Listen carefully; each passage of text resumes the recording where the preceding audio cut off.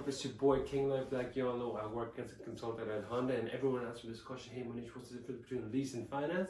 So today I finally took some time out to make this quick video explaining you the difference between lease versus finance and what's my opinion on this.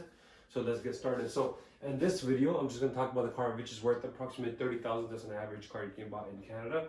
And I'm just going to write the numbers at the top, and then we'll go on explain the difference between both. So let's get started. So I'm just going to put the car we're working on today. So let's for example, we're working on a Honda Accord, brand new. It's going to cost roughly about $30,000 plus tax, which is roughly about 13% in Canada. HST, and which is, I'm not good at math, but that's going to be approximately $33,900. So right here, I'm just going to write here.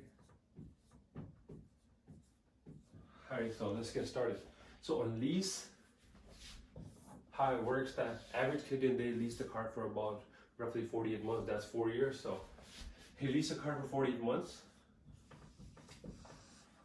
and you would pay roughly half the price of the car in those 48 months. So roughly you're going to be paying, let's say, $350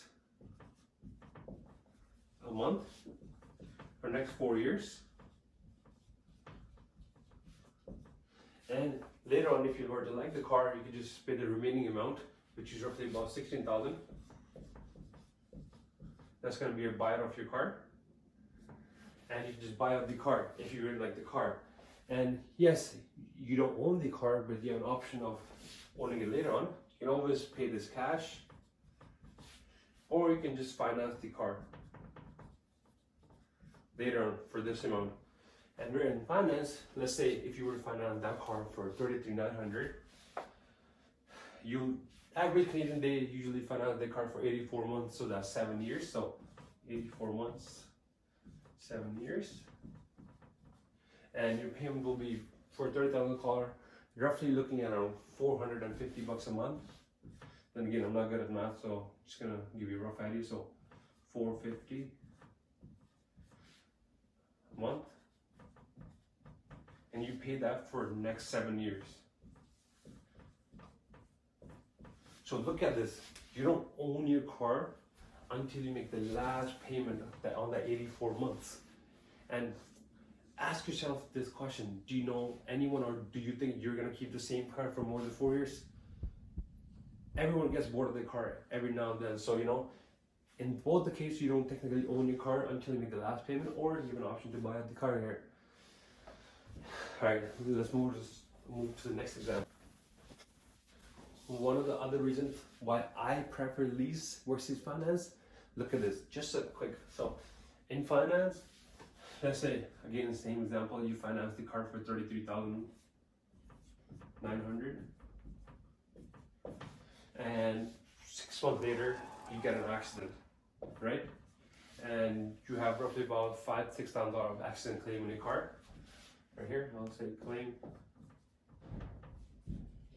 And what do you think your car is worth right now? So average claim drops the car price roughly about $5,000 to $6,000. So you bought a car for $33,900, and I'm sure you didn't pay much in 6 months. You can just roughly calculate 450 times 6, which is not, you know, let's say you paid $3,000 off the car, but you still owned $30,000 on the car. You still owe this amount, and now because of the claim, your car is worth only $25,000.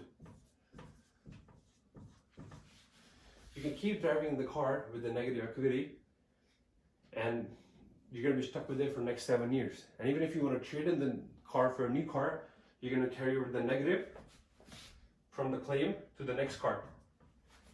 But imagine if you had a car in lease.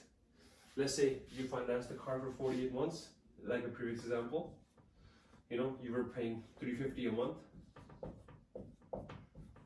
and your car got an accident, right? Doesn't matter what claim, out of $5,000-6,000, but at the end of the day, you don't own the car. You drive the car for the remaining term to lease. You drive it for 48 months, and then you return the car. In this case, you drove the car, you just walked away with the negative equity, zero loss.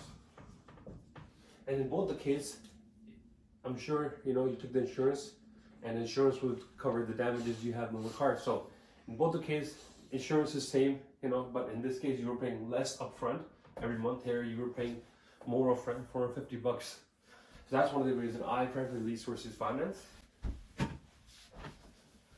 And last thing right here,